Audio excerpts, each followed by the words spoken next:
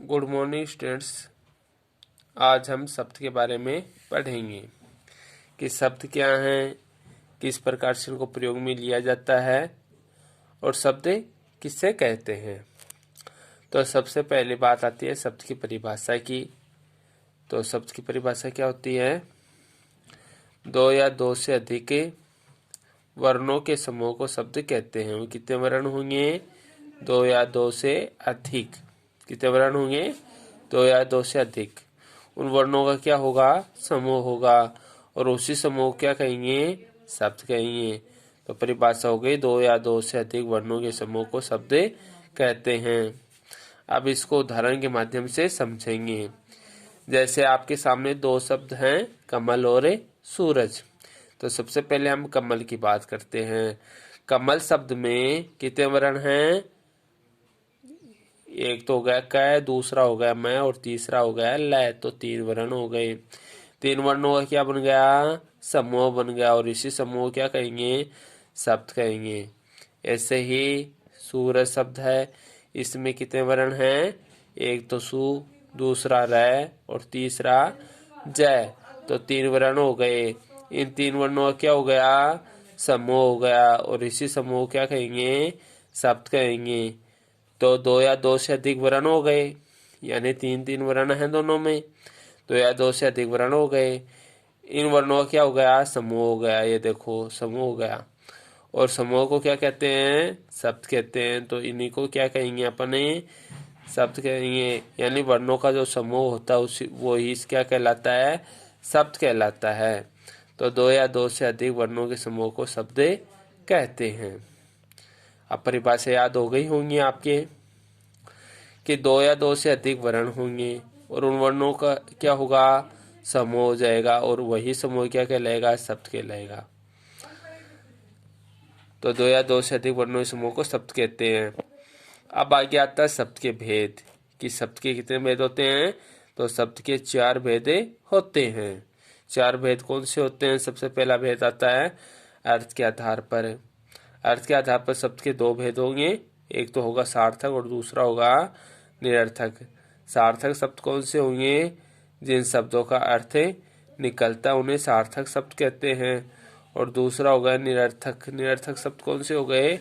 जिन शब्दों का कोई अर्थ नहीं निकलता उन्हें निरर्थक शब्द होते हैं। दूसरा आता है अपना उत्पत्ति के आधार पर शब्द के भेद। तो उत्पत्ति के आधार पर शब्द के पांच भेद होते हैं। एक तो होता तत्सम, दूसरा तद्भव, तीसरा देशज, चौथा विदेशी और पांचवा संकर शब्द। तो इस प्रकार से उत्पत्ति के आधार पर शब्द के पांच भेद होते हैं। व्युत्पत्ति या रचना के आधार पर शब्द के भेद। व्युत्पत्ति या रचना के आधार पर शब्द के तीन भेद होते हैं, रूढ़, यौगिक और योगरूढ़। तीन शब्द होते हैं। प्रयोग या रूप परिवर्तन के आधार पर प्रयोग या रूप परिवर्तन के आधार पर शब्द के दो भेद होते हैं, विकारी और अविकारी। तो ये चार शब्द के चार भेद होते हैं। इसमें सबसे पहले आज हम पढ़ेंगे अर्थ के आधार पर शब्द के भेद। तो अर्थ के आधार पर शब्द के कितने भेद होते हैं? दो होते हैं। देखो, अर्थ के आधार पर शब्द के भेद। तो अर्थ के आधार पर शब्द के दो भेद होते हैं। कितने भेद होते हैं? अर्थ के आधार पर शब्द के दो भेद होते हैं। पहला है सार्थक और दूसरा है निरर्थक। शब्द के आधार पर अर्थ के आधार पर शब्द के दो भेद होते हैं, सार्थक शब्द और निरर्थक शब्द। अब सार्थक शब्द का क्या अर्थ होता है? देखिए, इसके नाम से पता है। सार्थक यानी अर्थ सहित जिन शब्दों का अर्थ निकलता है उन्हें सार्थक शब्द कहते हैं। जिन शब्दों का क्या निकलता है? अर्थ निकलता है। क्या निकलेगा? अर्थ निकलेगा। तो जिन शब्दों का अर्थ निकलता है उन्हें सार्थक शब्द कहते हैं।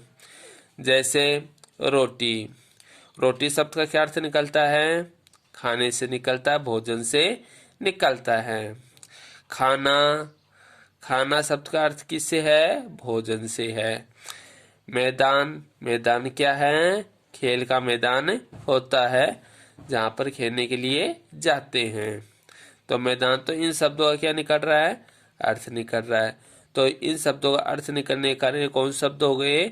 सार्थक शब्द हो गए। तो जिन शब्दों का अर्थ निकलता है उन्हें सार्थक शब्द कहते हैं। रोटी का, खाना का और मैदान का, इन तीनों का ही अर्थ निकल रहा है, तो ये कौन शब्द हो गए? सार्थक शब्द। अब देखो दूसरा आता है निरर्थक शब्द। निरर्थक नी का अर्थ होता नहीं, तो जिस शब्द का अर्थ नहीं निकलता उन्हें निरर्थक शब्द कहते हैं। तो जिन शब्दों का कोई अर्थ नहीं निकलता है उन्हें निरर्थक शब्द कहते हैं। यानी शब्दों का क्या नहीं निकलता? कोई अर्थ नहीं निकलता, तो उन शब्दों को कहते हैं निरर्थक शब्द। जैसे वाना शब्द है, वाना शब्द का क्या अर्थ निकलता है? कोई अर्थ नहीं निकलता। वादान शब्द का क्या अर्थ निकलता है? कोई अर्थ नहीं निकलता। तो ऐसे शब्द जिनका कोई अर्थ नहीं निकलता वो निरर्थक शब्द कहलाते हैं। और सार्थक शब्द कौन से होते हैं? जिन शब्दों का अर्थ निकलता है वो शब्द सार्थक शब्द कहलाते हैं। तो आज हमने अर्थ के आधार पर शब्द के भेद पढ़े हैं। शब्द की परिभाषा आपके समझ में आ गई होगी कि दो या दो से अधिक शब्दों के समूह को शब्द कहते हैं। शब्द के 4 भेद होते हैं। अर्थ के आधार पर, उत्पत्ति आधार पर, व्युत्पत्ति या रचना या आधार पर, प्रयोग या रूप परिवर्तन के आधार पर। सबसे पहला भेद आता अपना अर्थ के आधार पर। तो अर्थ के आधार पर हमने शब्द के 2 भेद पढ़े हैं, सार्थक शब्द और निरर्थक शब्द। सार्थक शब्द कौन से हो गए?